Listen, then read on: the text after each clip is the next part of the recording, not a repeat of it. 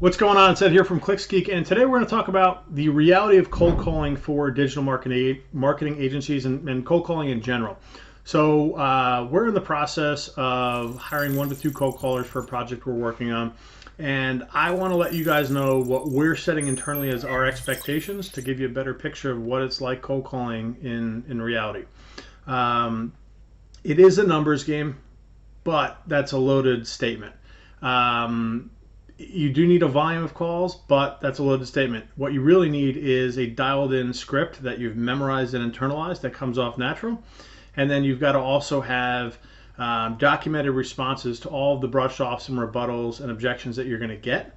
And you want to internalize those as well. Once you are able to internalize everything and it doesn't come off as a script like what you envision as a cold caller calling from a call center somewhere that hates their job, and more like an actor who professionally studies and internalizes a script, the better off you're going to be. So you figure for every 100 calls the caller will make, they might connect with 10 or 15 of those people. Let's go with 10 just as an example.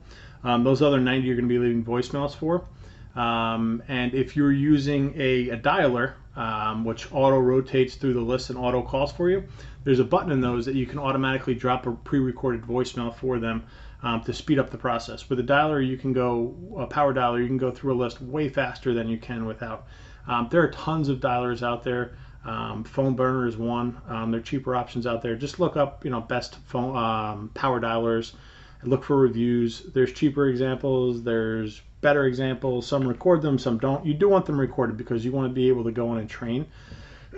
So I like the recording feature. We use Close for it because that's the CRM we have, and it's got a dialer built in.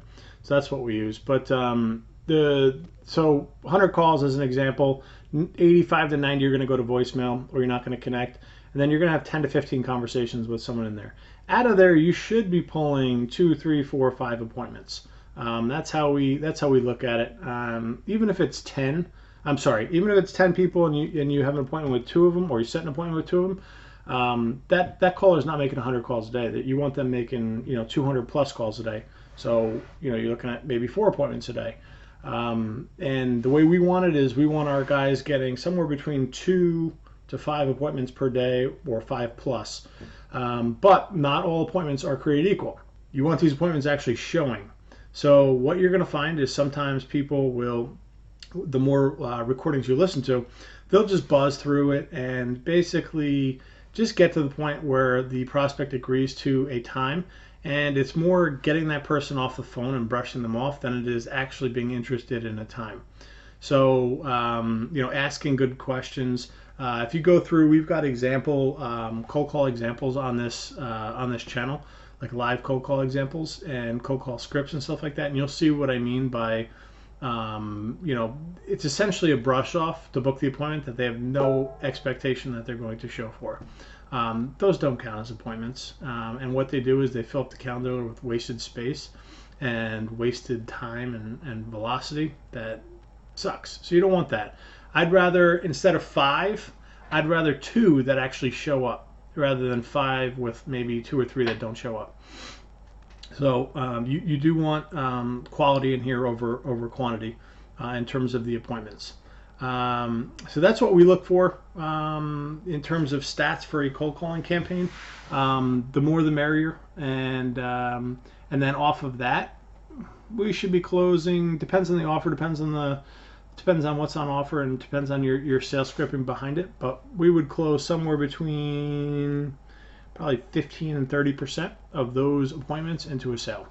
Some are immediate, and then some are over, let's say, like the next 30 days. It might take a little bit more follow-up, but I'm always shooting for a 1-call close or 2-call close if I can. That's what I like.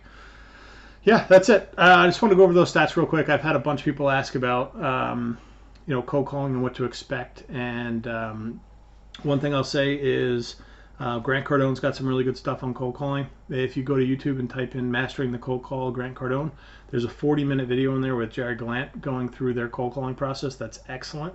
$1 Million Rebuttal is an excellent book on cold calling. Setting Sales Appointments by Scott Channel is an excellent book on cold calling. I really liked, I just reread Mike Weinberg's New Sales Simplified, and that's a very good book as well, because that's the importance of getting your sales story and your messaging correct, as opposed to just spray and pray. He's very strategic, and I'm actually going to redirect some of the stuff we do and follow that path. But yeah, those are some of the books that we recommend on cold calling. And then also we've got, I don't know, probably 10 or 15 videos on the channel about it as well. So this is Ed here from ClicksGeek. We're a Google Premier Partner Agency, and we specialize in lead gen for local businesses. If you need anything, give us a shout. I'll drop a link to a bunch of our links in the description to our services, to some courses that we offer for business owners and for agencies. If you need anything, hit me up. If you like it, give it a thumbs up. Have a great day, guys. Bye.